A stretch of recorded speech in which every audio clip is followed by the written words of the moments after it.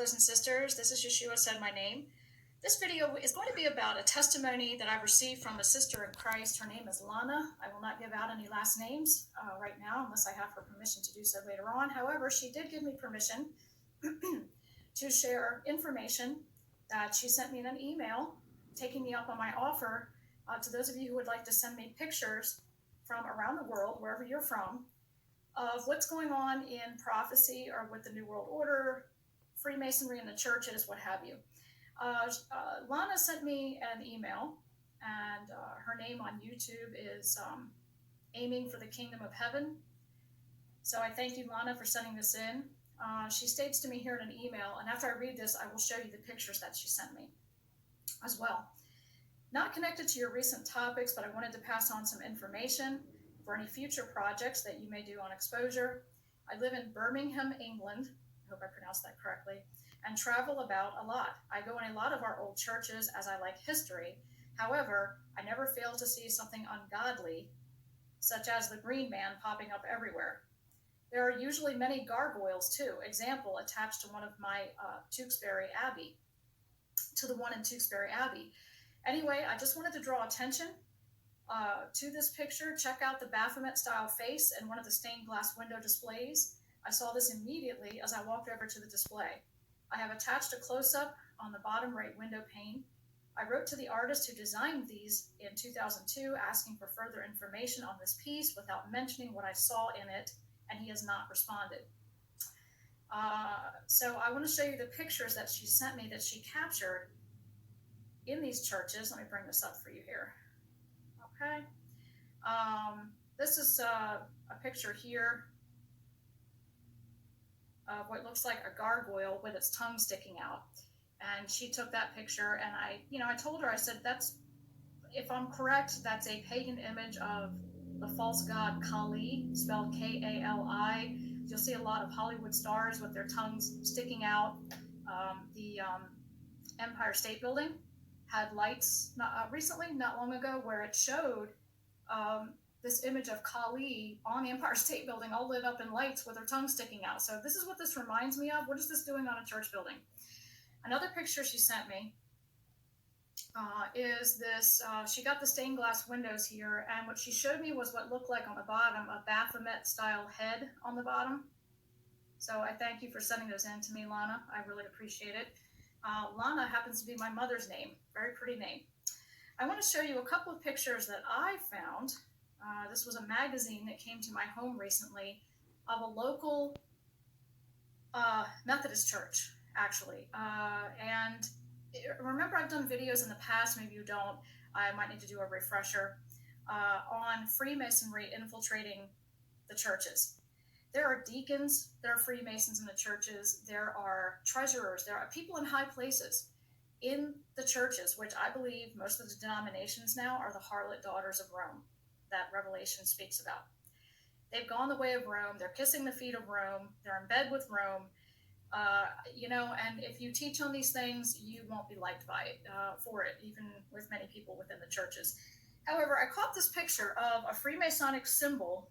I don't know if you can make this out, in the window of this Methodist church. Now, this is a local magazine that I have come to my home. And if you notice here, you see the Freemason symbol in the Methodist church window.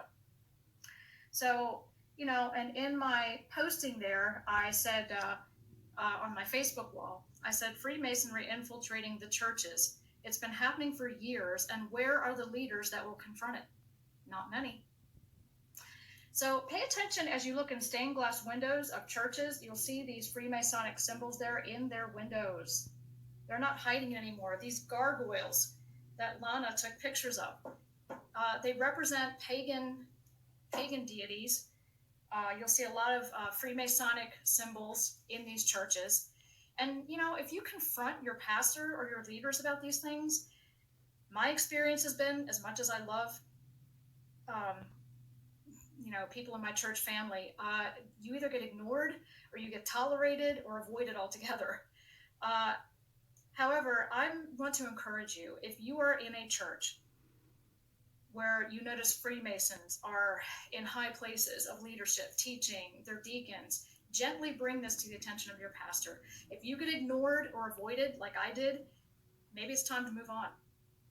You're not in a pulpit or any leading position to simply collect a paycheck, go home, and look the other way. I don't see that happening. But that's what's happening because people want their paychecks, in my opinion. They don't want to lose their jobs. As a matter of fact, a lot of 501c3 churches, that's what it's all about. It is a business. Now, am I saying that all churches are like this and all church families are like this? Absolutely not. I myself am seeking the Lord about where to attend a fellowship. I don't attend a specific church denomination right now. I am finding that it seems like everywhere I have tried, there's either unbiblical doctrines being taught that where people they're not vetting the pastors and the leaders and the teachers in these churches. They're not searching them and testing them. Paul said that the Bereans were of noble character because they tested him when he spoke, and they tested Paul against the scriptures. And God called the Bereans noble in character. We're not questioning our church leadership about why are there Jesuit teachings infiltrating our churches? Why do we have Freemasonic symbols in our churches, on our windows? Why do we have Freemasons teaching in classes and being deacons in churches?